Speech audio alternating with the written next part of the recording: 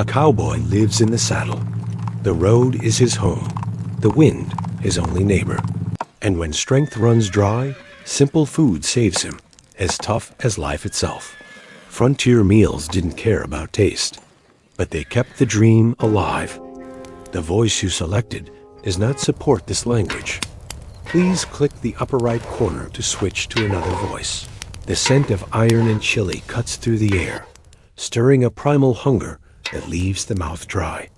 Pieces of meat float in a sauce the color of rusted metal. Tender yet firm, gliding across the tongue, but demanding the strength of teeth.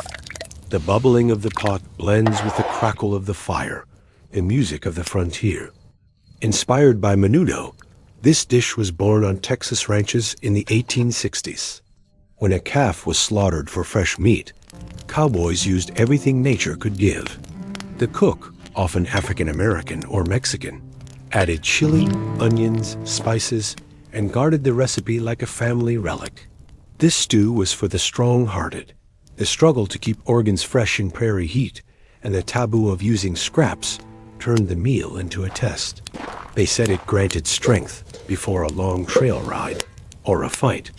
This food awakened contradictions, the shock of life's brutality and deep respect for life itself. It reminded everyone, on the western frontier, nothing goes to waste. Every ladle connected a cowboy to nature and the sacrifice of the animal, to the endless cycle of road and death. It was more than a meal. It was a law of the frontier.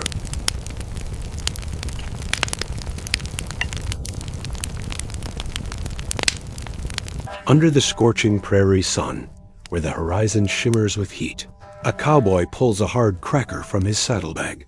Flat, dry, rough. It looks like a piece of scorched earth, like the bleached bones of an old bison. There's almost no aroma, just flour, salt, and the trace of the trail. But the moment he tries to bite it, his teeth hit resistance, as if they've struck a stone. The hardtack crunches so loudly, it feels like the desert itself is cracking. This cracker came to the cowboys from the military rations of the 1840s. It was baked from the simplest ingredients: flour, water, salt. Sometimes it was so hard you could write on it with a pencil or use it instead of a horseshoe. But its simplicity was its salvation. It didn't mold, didn't crumble, and could survive hundreds of miles of travel, storms, and dust. Cowboys soaked it in coffee, broth, or even whiskey. Otherwise, they risked leaving part of their teeth inside it. Hardtack became a symbol of endurance and grit. It reminded them, only those who don't break make it to the end of the trail. For some, it was a poor man's food. For others, the taste of resilience, a conscious choice to defy the prairie. Every piece carried a lesson. To survive is to endure. In the pre-dawn darkness, when the world still clings to night and mist blankets the prairie, a cowboy slowly lifts a tin coffee pot over the fire. Into his cup pours a drink, black as a moonless night, thick and oily. The scent of roasted beans slips through sleep and exhaustion, making the heart beat faster. Every drop is like a crack of a whip, tearing you from oblivion and dragging you back to life.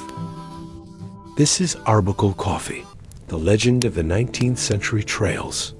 The first roasted beans that could be brought anywhere, through rain, storms, and hundreds of miles. Cowboys would throw crushed eggshells into the pot to clarify the drink and tame the bitterness that long roads brought with them. But the greatest challenge was always water. Muddy streams, harsh wells, rare springs. Wherever you found water, a new day was born. Black coffee on the frontier was more than a drink. It was a ritual of awakening, a sign of comradeship by the fire. One sip could strengthen better than any words, reminding you of home where mornings begin in peace. It taught simplicity, resilience, and that the greatest journey relies on the smallest things. As long as that dark, bitter brew splashes in his cup, the cowboy is ready to ride on.